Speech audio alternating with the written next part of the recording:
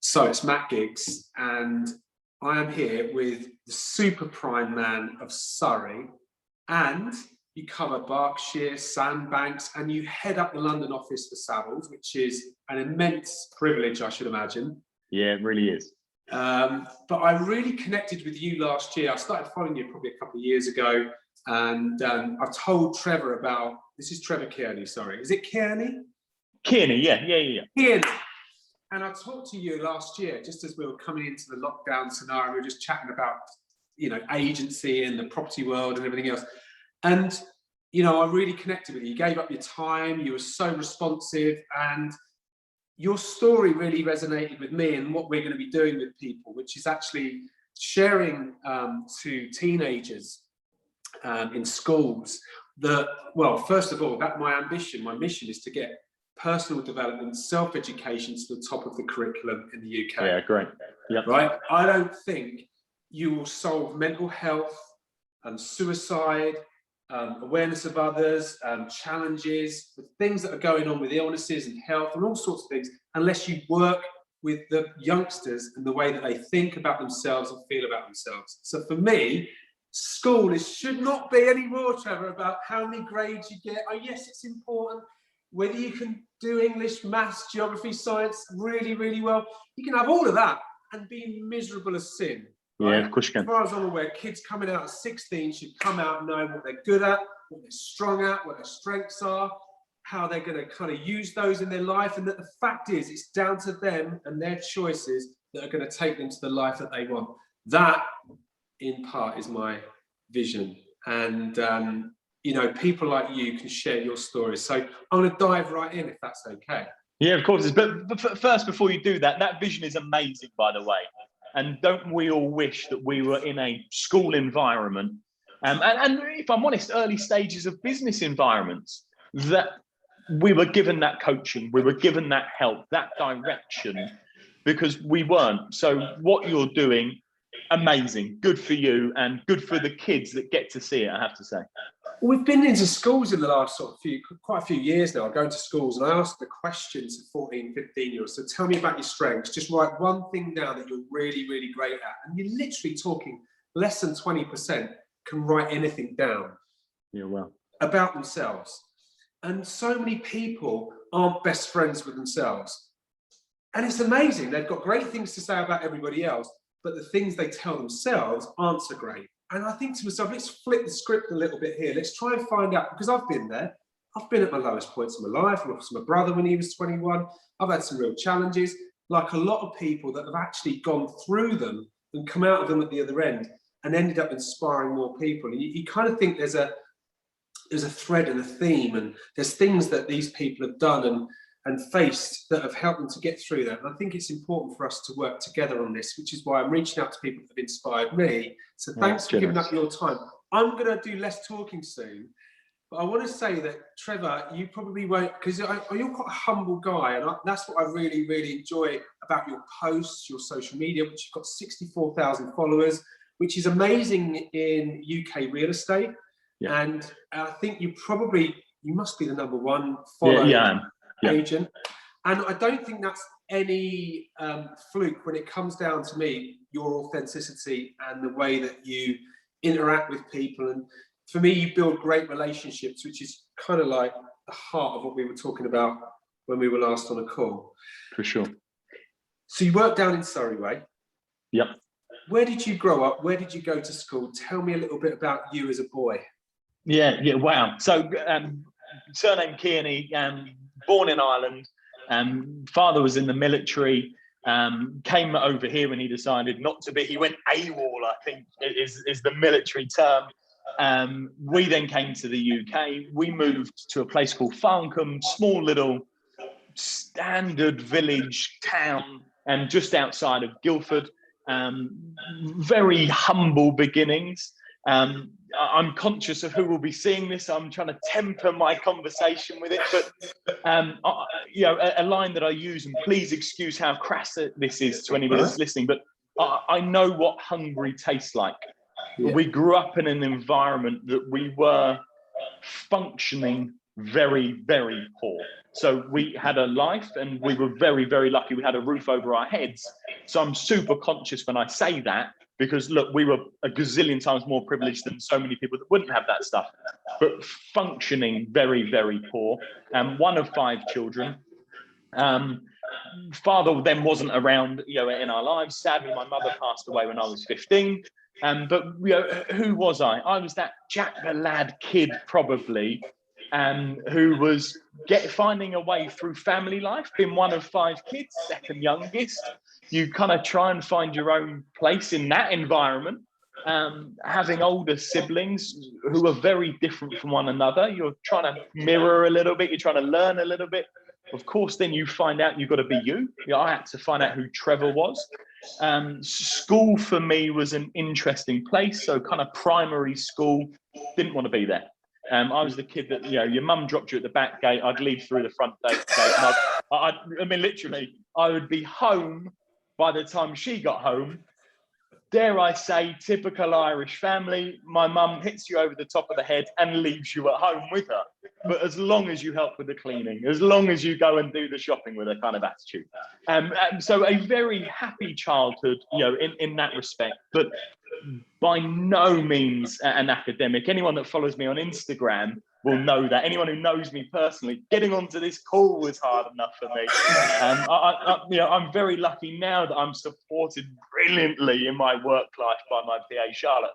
But otherwise, I'm not quite that guy. So not an academic. So of course, in school, it's much easier to be funny or Jack the Lad or that kind of geezer in the corner. And I was very much that kind of person. Because of where we grew up, a council estate, and the school was close to it, so lots of other kids were in very similar situations to us. The great thing about that is you don't realise, because all your pals are in the same situation. Nobody's got a car to go to school unless he's your mate and he's borrowed one for at 14. That's the only way anyone was getting to school, by car and things like that. But because we were all in that environment together, we didn't know any difference of it, and it was ace actually. So I was slightly that rogue kid. I was taken out of mainstream education for a little bit of time. I had to go to something aptly named The Unit, and I learned how to make bird boxes and all this other stuff because they didn't want me in mainstream education. Interesting, during that process, we've never touched on this, but I was given a mentor by something called the Surrey Care Trust. I'll never ever forget the guy that I met. His name was Nick Owen. He's the first man I ever seen wear a suit. He's the first person that ever shook my hand, and he's the first adult that ever treated me like an adult, kind of in my formative years. And wow. he's the person that, in my mind, changed my life. You've got to think that I grew up in an environment I didn't know there was a thing called the city. My careers education at school, really, for all of us, was balance how much trouble you get into. Kind of. Don't get caught was kind of the environment. It was that thing of, there was no aspiration in our school or through our teachers, if I'm really honest. We weren't taught these things that I try and give to people now. And not in that world, but anyone that I connect with. We weren't shown anything outside of our environments that we were already in. Or maybe we were, and we just weren't in tune to listen to it. Maybe they had tried, but Trevor at 15 wasn't the guy who was going to listen as much. No. So therefore, possibly kind of harder to get through. But as I say, my mother passed away when I was 15.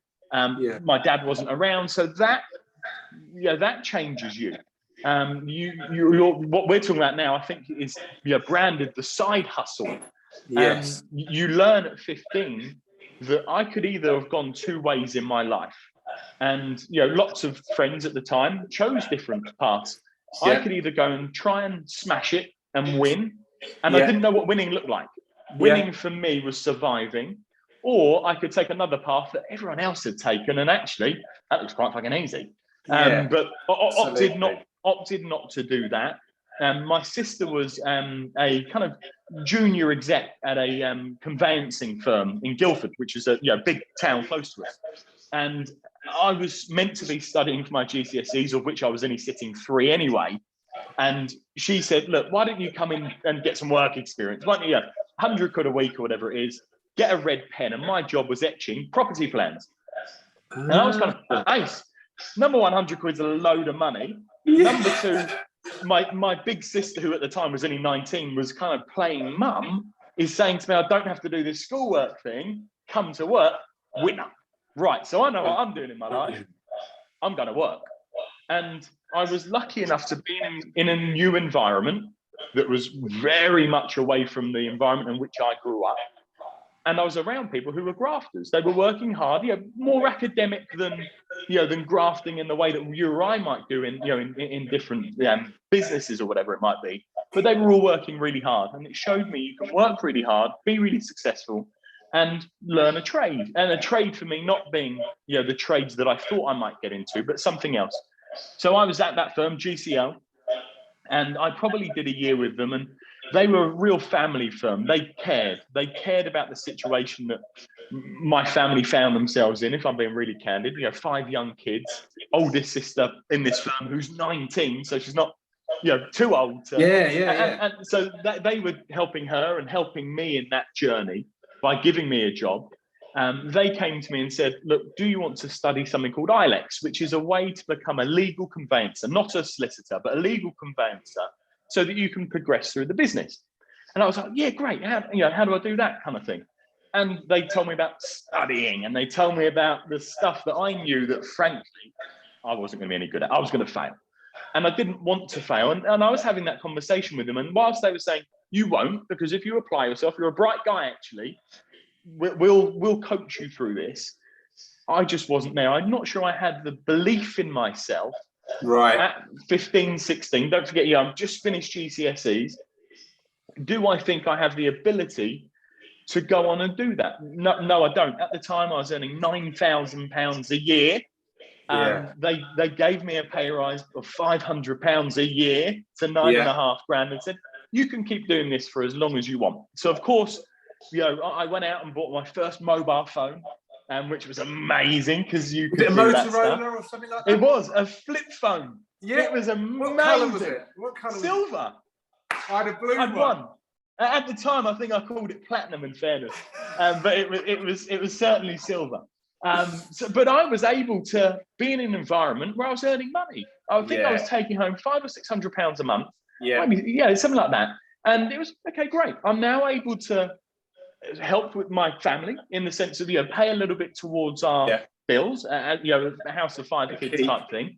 But I'm also able to. I've got a couple of quid in my pocket. I'm also able to to start doing this. At the time, friends of mine were leaving and becoming labourers and things like that, and they were earning 80, 90 quid a day, probably cash. And I was thinking, I've done the wrong thing. They're earning all this money. Yeah. But of course, all this money wasn't all that money, but at the time it felt that it was. Yeah. But some people were saying to me, look, stick it out and do your thing. You're on the right path here and you're surrounding yourself in the right people and all that important stuff. And they were exactly right.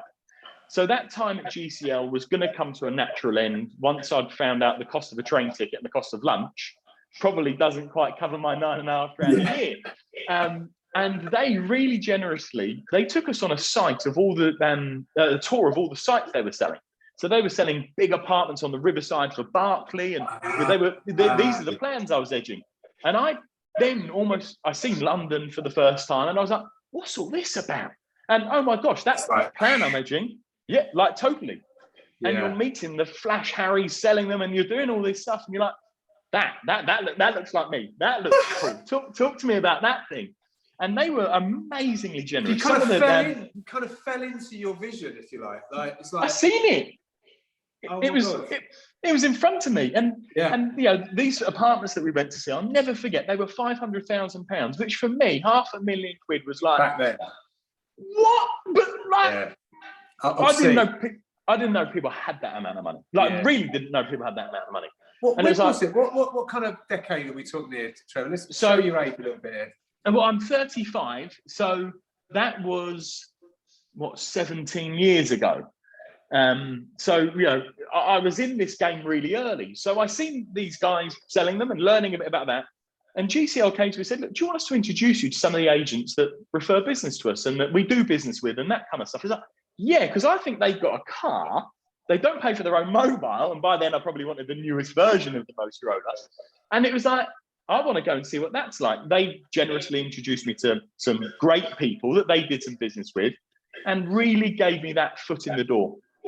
I went and kind of interviewed and did that thing, and at the time I was just turning 17, no chance of buying a car, no money to buy a car, and interviewed and did the whole thing of, I don't know what I'm doing, I don't know what your industry is, but I've been introduced to you, and I promise you I can graft. I promise you I'm a worker. And I told them the truth of who I was.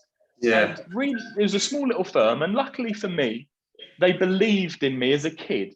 They believed that they wanted to give me a shot. They believed that I was as good as anybody else, but there was a hunger, and I see this in my world now, there was a need. Yeah. I needed to be successful. I needed to sell houses. I needed to do well. Where did that come from? From being 15, having no money, having no parents. Your motivation was almost like necessity. Right. Okay. No choice. No, no comfort blanket. No, I mean, like real life. Backed into a corner. Yeah. What do? You kind of that fight or flight mode. And my view was, I'm now exposed to an environment at a real low level, but exposed to an environment and people that I'm watching. I'm not close to them, but I'm watching them support their families, earn money, do that stuff. And I was like, that's cool. Okay, so this is the route. So I need to get into this agency, and I need to show this really generous guy who's putting giving me a shot because he shouldn't. Yeah. And he's going to give me a chance to. I've got to pay him back. And that's the guy I am. I'm fiercely loyal. I'm, direct with it. I know what I want. And if someone's done good for me, forever will I believe I'm indebted to that person. So he gave me a shot. I had to cut my hair, interestingly. He didn't like my hair stuff. He would be good now when he would lock down. I had to cut my hair, come back for a second interview, and the job's yours if you've cut your hair. And I was one of them kids that hair was everything. It mattered so much to me. And I think that losing my very trendy hairstyle at the time was a sign to him that there was a commitment, and a tiny one, but to him it might have meant something. Yeah, there was a commitment for me to do it, and he saw the right attitude. He thought, right, I want to. This guy's going to listen. He's going to be on board. He cares. Yeah, and I showed that, and I guess that's the formative years to 17 to how today exists. I guess. I mean, I didn't know some of this story, obviously, because we've only had brief interactions. But if you don't mind me asking, the passing of your mum when did you say you were 15? Yeah, must have been a hell of an ordeal at that, because you're not a man, you've not matured enough to kind of understand life as such. So how did you deal with that? I'm going to be really candid. I'm not sure I've said this to anybody, but I trust in you in the relationship we have. I'm not sure I ever have. No, and I'm not sure people ever do. You briefly touched on the loss of your brother, which is desperately sad. I'm sure if we had a beer and chatted about that, we both have burning sadness many years on for what that means. But what it did do, he says, dropping his phone. That's right. Apologies. What it did do was give me somebody that I wanted to make proud, actually. It gave me somebody that I had to show. I was that kid in our house, kind of the not so bright one, that kid. And I was always protected by my mum. I'll never ever forget that my brothers and sisters were in our lounge and they said to me, go into the kitchen and do something really stupid and we'll tell you what you've just done. And I'm that kid. Oh yeah, great. Come back round. I'm like, what did I do? They're like, make an absolute prick of yourself. And I was like, oh no. But fell for it every time. And my mum was always the person that put her arm around you and go, you did it to be fun. Don't allow them to be like that with you type thing. Yeah. So that comfort blanket of protection was taken away. The fact is your mum was taken away.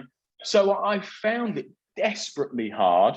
And candidly, I still find it desperately hard. I think when somebody grieves, you kind of grieve forever. You just learn how to deal with it.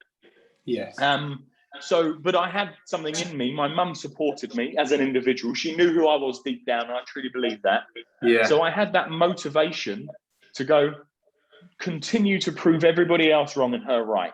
And that will forever be in me. And it's a fear I have of, I never know when I've achieved it. I'll never know when I've... Because that's your mission. she's not here to say it. Yeah. I can't attain her blessing. I can't attain her pat on the back or her, not that I think I've done it at all, but I can't have her say. And in comparison to my growing up, my life is different, right? Yeah. But I can't have that, and that's okay with me. I can accept that I won't have that acknowledgement, but it still drives me every day. With my wife saying, "When is more ever enough?" Well, it can't be, because I haven't got that person to say to me, "More, you've done it." But I'm used to that. That's cool. So it was the hardest thing that's happened in my life, but I think that it has willed me on in my life in a way that nothing else could. I hope you don't mind me saying, Trevor, I mean, the loss of my brother hit me hard for a number of years, and it's, I've kind of found ways of coping and dealing with it, but it was quite sudden. So like my last conversation with him was awful, as brothers do. I was like 19, he was just turned 21, and he took my jacket down to university, my new jacket, and I was like, But anyway, but I look now, I'm 45, and I think now, I look back and think, I don't think I'd have achieved what I've achieved if I hadn't had that tragedy in my life. Yep. It's taught me a lot, and I've almost turned it into, for certainly a number of years, I was the why me kind of guy. I was definitely a victim of life. I used it as often as I could to reason with why I wasn't doing so well at things. But unlike you, I found something that suited my skills. And when I found it, I almost used that as an opportunity of going, right, do you know what, this is my chance now to really prove myself. It's not only myself, but to my family and everything else. And it's amazing how you can turn tragedy into that triumph, right? And it is tragedy. Yeah. Can't change it, it's happened, but blimey, does it make you a better person? Yes. Does it make you a better business person, a relationship person? All of the skills that it's given me to be able to relate to people that have lost someone. Yeah, for sure. It brings a lot more out. So there's a big message here that I want to kind of just pick on here, which is something that needs to go across to people that do watch this, that your life's not over when you have these situations. It may feel like it, and that's totally natural, but you've got to kind of find a way through it. And I think that's what you did. And as you found your way through it, you started to feel your life coming back together, and opportunities. When you're open, do you find when you're open, things come to you, right? There's signs, there's situations and opportunities. And I think that's clearly what you've done. I mean, people might not know that you've done so well. And I don't know you personally, but I know you well enough to say, what you've achieved in the industry is absolutely outstanding. You work with high net worth clients, A-list celebrities, the royals. I mean, that is the epitome of trust, right? Which must make you really proud about where you've got to so far. No, there's a glint in your eye about there's a lot more left in my locker. Yeah, it's a tough word for me, proud. And it's something I'm trying to teach myself.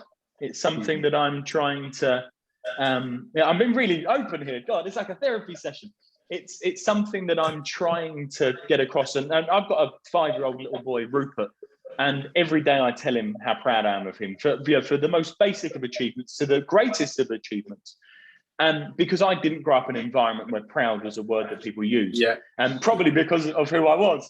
But we just weren't that. I didn't have that upbringing, and so I find it hard to be proud of myself. I'm proud of what I do for my wife and son. I'm proud of the life that I'm able to give them, and I hope that anybody watching this and looks at it knows that you can achieve no matter the circumstance. I don't think I've made it. I don't think I've cracked it. I don't think any of those things. I'm not there enough with myself to think that. But I do know that if you can find energy and strength from those things, and whatever it is, that willpower from it, and mine was to prove a point. Mine was to prove people wrong and my mother right. If you can find one thing, the greatness I believe in others, not in myself necessarily, but in others, the greatness that can achieve in your life, money can't buy. You can't do any of that stuff. And I've never been able to find a positive of the loss of my mum. You can't find a positive in the loss of your brother, but I can find positives in how I've reacted. I can find 100%. positives in what I've done because of it. I think you're on a journey, and you can feel that just from talking to you. And it's such an interesting thing, because like, I'm looking at where you are now. You know, I felt I was probably in a very similar situation sort of 10 years ago. I mean, obviously I've got some years on you, right? So, but I think it's really important. This is probably not going down the particular route that we're going to go now, but you have to find something in you to look at yourself and realize you've got to be your biggest fan. There's a saying that my wife talked to me a lot about when we met 15, 16 years ago, and you've got to learn to love yourself before you love anyone else. Yep. And I use it when I coach business owners. You've got to learn to lead yourself before you lead anybody else, you know? Right. Yeah. And it fundamentally comes back down to that in life. And you're on this journey, and we're all unfinished business. And anyone, you mentioned therapy a second ago, I've had therapy. I'm very open about it, because I'm so invested in getting a grip of my mind, because I know that everything, you know, who I am right now might not be who I am in a year, 2, 3, 4 years down the line. I'm ambitious, I'm driven. There's goals that I've got that are going to come to life if I change my habits, improve things about myself, and understand. But, you know, I look at myself sometimes, and I'm like you. I'm very, very, very, people say to me, you're doing well. I grew up in a small town, you know, and I've had the challenges where, you know, maybe people think you've changed, right? And that's, I struggled with that for a number of years, because I've got a nice house, got 3 beautiful kids, a beautiful wife. We, you know, they go to a nice school and all of the other stuff. We've got property, businesses. And everyone thinks you're a billionaire when you're not. You know, I've just got big mortgages everywhere. Yeah, totally. Right? Yeah, no, same. But, you know, I talk about be you, be yourself. I see an excitement in you, Trevor, right now. It was probably the same as when it was when you were 15, 16. You've just tamed it, you've just tweaked it, you've learned how to use it and understand it. And I can imagine it still plays quite strong in what you do, in the relationships that you build with your clients at the moment, you know? Because that market that you're working in, a lot of it is very style over substance. For me, meeting you was all about substance first, and the style. It's not to knock your dress code, by the way. I was going to say, you know. But what I mean is, I think authenticity goes a long way. So if you can find out who you are and continue to nurture that, isn't that something that we could both say to others that are watching this? That's the place to go. Yeah. Well, look, 100%. And what is interesting though, and I do agree with the comments you made, the product is style over everything else. The people aren't though. So no. I deal with the wealthiest of the wealthiest of the wealthiest people. And what's amazing is 99% of the people I deal with are self-made, and their stories are so similar to yours and mine. So I was with a guy this morning who had sold out. I think he sold out at about 38, 39 for 700 million quid. And he was telling me about the Lewisham Council estate he grew up, and he was talking about how he speaks, and he isn't speaking Queen's English.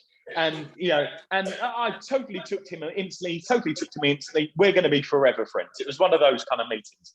And he was saying, "You're just you, and you're not afraid to say these things. You're not afraid to admit to me that you're that guy." And he's not afraid to say, he's in the privileged position of having sold for hundreds of millions of pounds. But I'm not, by the way. But we built a relationship on both being ourselves. I haven't gone there trying to be Trevor Kearney, who's got 700 million quid, and trying to be him. And I haven't gone there trying to be Trevor Kearney, who went to a great public school and speak a certain way or be a certain person. I've gone there as me with all the lessons I've learned in my life, with what I think is a specialist skill set that can affect him positively in his life because he wants to invest in real estate. Well, that's great. He knows exactly who he's dealing with. Yeah. And it's somebody that he can connect to and understand. I'm not that, his kind of words, the hooray Henry, or that I'm a normal guy who gets it. And because I get it, he gets me. And all of a sudden, you're that expert, hopefully, in your field. And then there's a relationship built on instant understanding. Boom, it goes. Totally. I was at his house. It's probably 25 million quid. I'll be instructed to sell it. that's great business for me.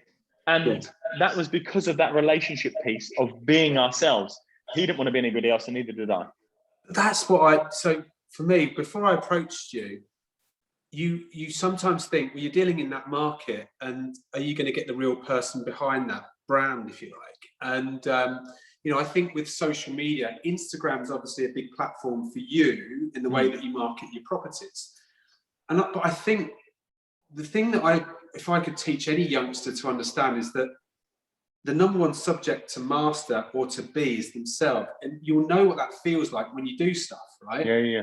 It lights you up or it doesn't, or it makes you feel uncomfortable, it doesn't. Now, it's not about going through comfort zone stuff. I'm about really understanding what the things that you get excited about, your behaviours, your strengths. And I think when you've got universities and you've got to get these qualifications and you've got to be this and you've got to do that, and I get that you've got to have a framework to work with. But for me, Trevor, I look at people that are successful, and you've just said about this guy this morning, and I know a lot of people that have been, in fact, self-made ones are the ones that are inspiring me to share these stories. Sure. Because they have a story which is relatable, it's connectable, it joins the dots up, it makes people feel that, do you know what, I can do it. I do it around my town because I feel it's if there's just one kid that learns a little bit from what I've done, and that is just be yourself, do your best, be your best, right? Yeah, for sure. You've got a great chance. And there's some fundamentals, and I've picked up a few things as we've gone through your introduction. But environment is a big part of that. How have you found? Because I should imagine there must have been times when you felt like, whoa, I'm in a whole different league here, right? Yeah. And you can suck. There's a thing called imposter syndrome, isn't there? Yeah, there is. Do you ever get that? No, I'm the opposite. So Good. I've never been impressed by it, and I've never been impressed by it because luckily for me, my clients their roots are the same as mine in so many cases. So I don't need to pretend. I don't need to be the imposter because I think that one of the reasons that I was so lucky to have the following, in my business rather than social media, in life was because I was willing to say who I was, and people wanted to give me a chance because they were that guy. They wanted to do business with that person that they understood.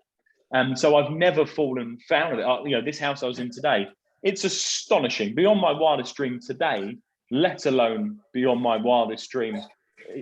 You're moving. I'm moving my dog. Go on, you carry on. Let my dog out. You're okay. It was beyond my it would be beyond my wildest dreams today, let alone as a kid.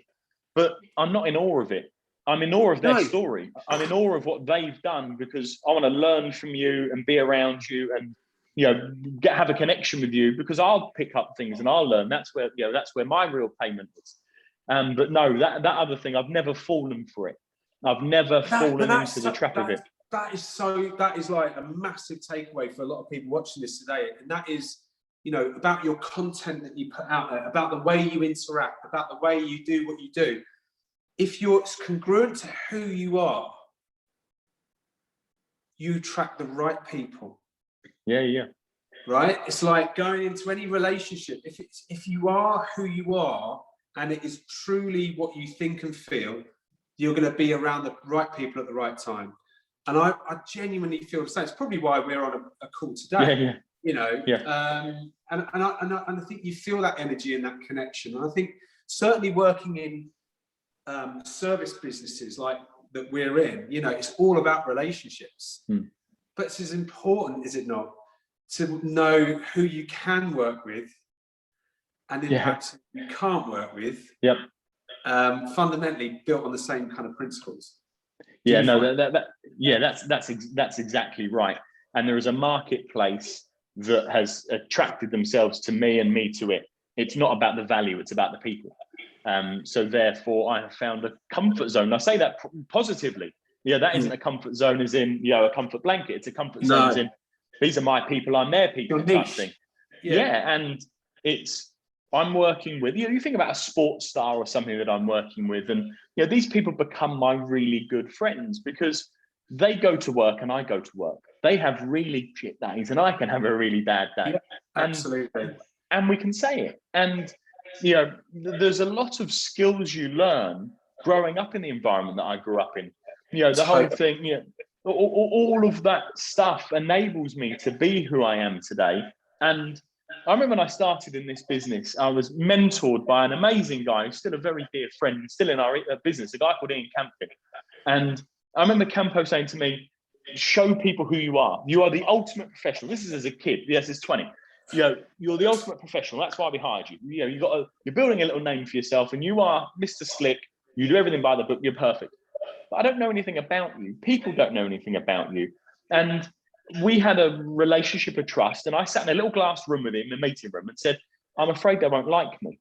I'm afraid that they will use the things that my truths, that the fact that I grew up in a council estate, the fact that my parents aren't around, that they would use it against me.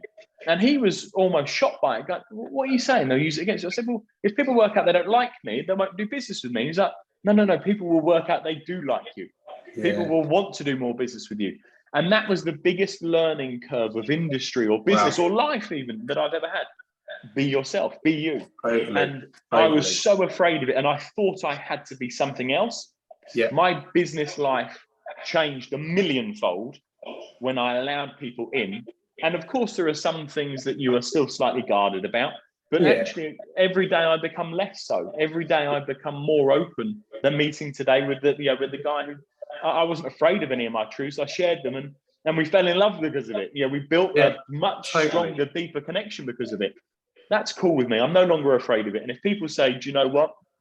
You're not for me. I want that other type of person. That's also amazing, going back to your point. And that's cool with me, real, because they will do better for you. And there's no point me getting into this relationship. And in the business that I'm in, you're in relationships if it ain't going to work. And if I'm the wrong thing, if I have to pretend to be somebody else to you for you to work with me, you're going to see through me. I might get away with it for this pitch for you to give me my business, but actually it won't last. And it can't. And then you're going to feel like a classic. It's like they call it the honeymoon period in a relationship, don't they? Totally. You let yourself be yourself after a period of time, and then all of the real stuff starts to happen. If you be real from the off, and there's no filters. Yeah. How many people, when you're in your early 20s or late teens, how many of your mates acted like they had fortunes to girls? I'm that guy, all that stuff. And you're sitting there going, he ain't got a Dino. Like, he's going to get caught out for this. And of course, after 2 nights out, he's gone. He's skint. All the money's gone. And he can't take her on the 3rd day. And I always remember sitting there going, you're going to get found out. They're going to work it out. Yeah. And I see it in grown-up life. And you just think, do you know what? I'm never going to get found out. There's nothing in me. There's no...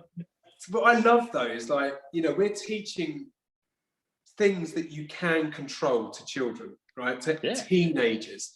What you can do, I say to I've got 3 kids. I've said to my eldest, she's now 10. I always say when she gets unhappy with school and friends and situations happen, which they do, it's part of life, growing up. I also just play with people that make you happy, right? Play with people that make you happy.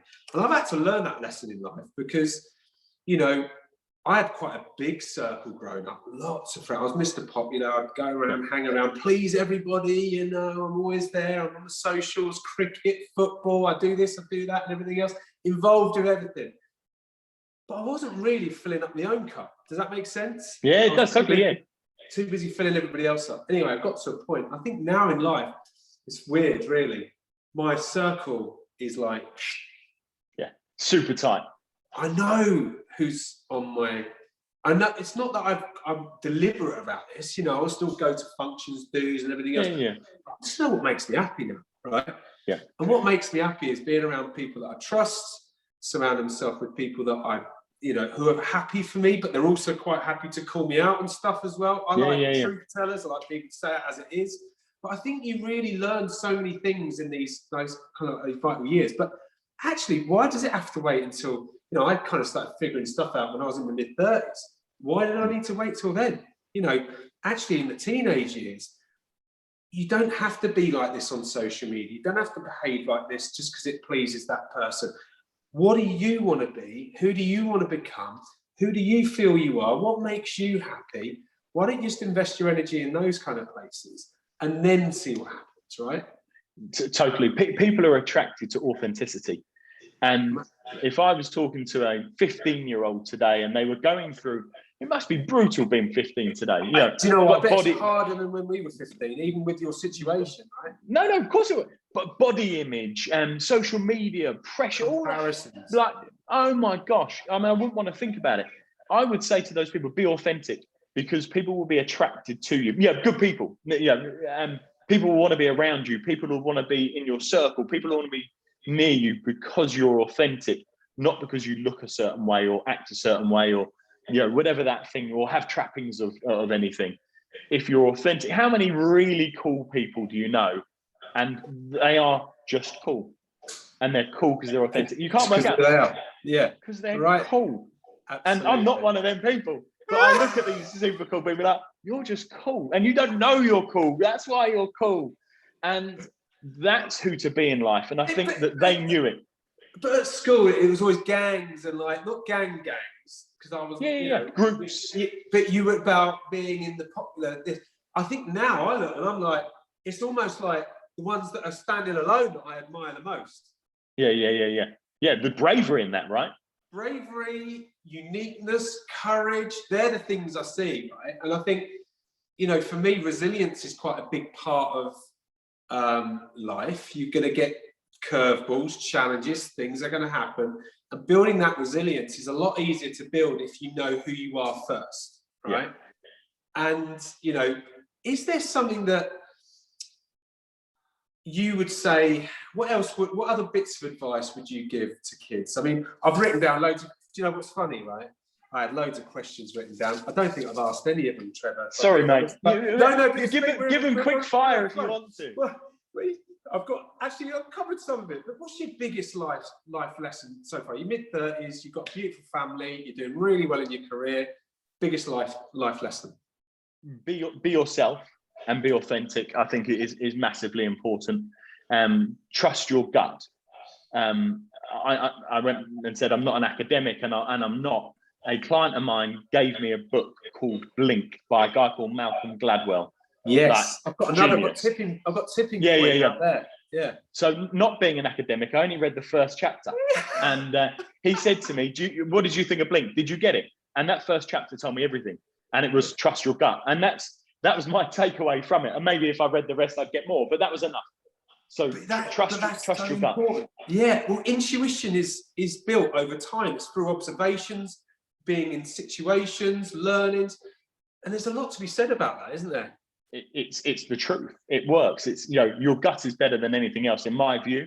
And don't leave breadcrumbs. Don't leave things destructive behind you that you're always looking over your shoulder. Do you know, 100%. I love that.